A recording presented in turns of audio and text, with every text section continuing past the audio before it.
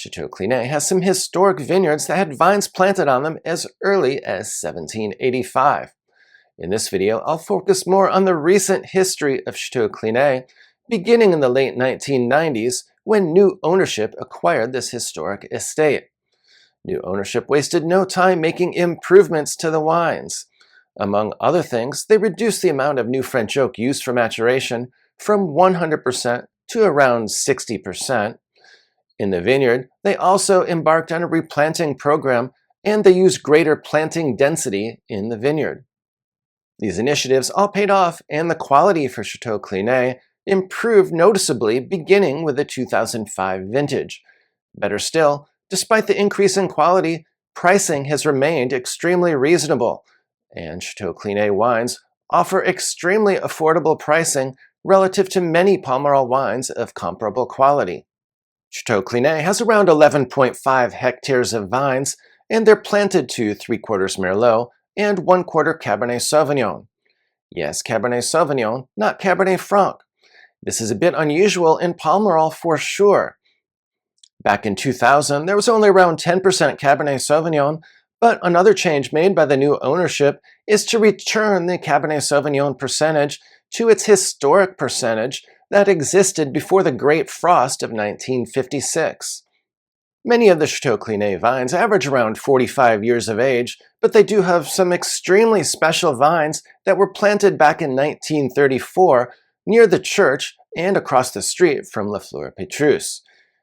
This special parcel of Old Vine Merlot makes up about 20% of the Clinet vineyards, and it adds tremendous depth and quality to the blends. On occasion, they even bottle separately a small amount of wine made exclusively from these special old vines. For example, in 2009, they produced 300 bottles of a wine that's called Speciosa Seposito. The 2009 Clinet is already an extremely special wine, as that received a perfect 100-point score and is a candidate for wine of the vintage. So I can only imagine how mind-blowing this special bottling is that consists exclusively of these special old vines. Fortunately, during my visit, I was able to buy 3 bottles of this wine. While I haven't tasted it yet, I'm very much looking forward to it, and I'll be sure to share my notes after I taste it. In 2014, Chateau Clinet completed a renovation of its winery. Among other things, they replaced a lot of the old wooden vats used for fermentation with numerous stainless steel tanks. They now have enough stainless steel tanks to vinify their wines on a plot-by-plot basis, which is definitely the gold standard in Bordeaux and the approach used by many top wineries. Depending on the vintage, Chateau Clinet will mature in barrel for around 18 to 22 months. 60% of the barrels are new. They also use around 5% of German and Austrian oak as part of the maturation regime. Interestingly, they're also experimenting with maturation of small batches of their wines in round concrete eggs. So far, they seem to be encouraged by the results, so this may become a larger percentage of their blend on a going forward basis. Chateau Clinet's wines are rich, supple, sensuous, and powerful. If you haven't tried them yet, I highly recommend that you do so.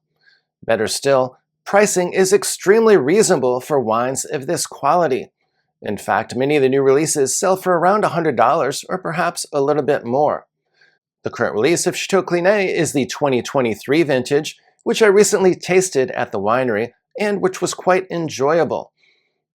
That wine is a blend that consists of 75% Merlot and 1/4 Cabernet Sauvignon. Despite its youth, it was already showing extremely well, and it kept opening up and evolving as the tasting wore on. You should also be able to track down some 2022 Clinet, which I would highly recommend as well, as that was an exceptional vintage too. In terms of prior vintages, we also tasted the 2009 and 2019 vintages at the winery, and you definitely can't go wrong with either of those, as those vintages are also 2 of my all-time favorite vintages for Clinet. In addition, you should also keep an eye out for 2010 and 2018, both of which I enjoy very much as well. If you're a fan of older vintages and want to try some of the Clinet wines with decades worth of age, definitely keep an eye out for 1989 and 1990, both of which are terrific also. Clinet also has a second wine that's called Fleur de Clinet, which in my opinion is one of the absolute best values in all of Pomerol. At the winery, I tasted the 2021 vintage, and I also tasted the 2022 vintage while I was in France as well.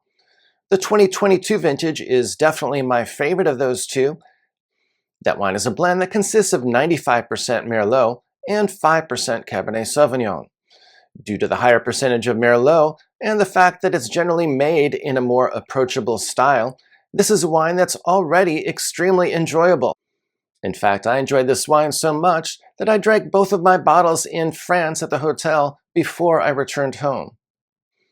This wine is very much made in the same style as the top Clinet wine, so if you haven't tried Clinet wines yet and you'd like to get a feel for it without spending more than $100 per bottle, definitely try Fleur de Clinet first.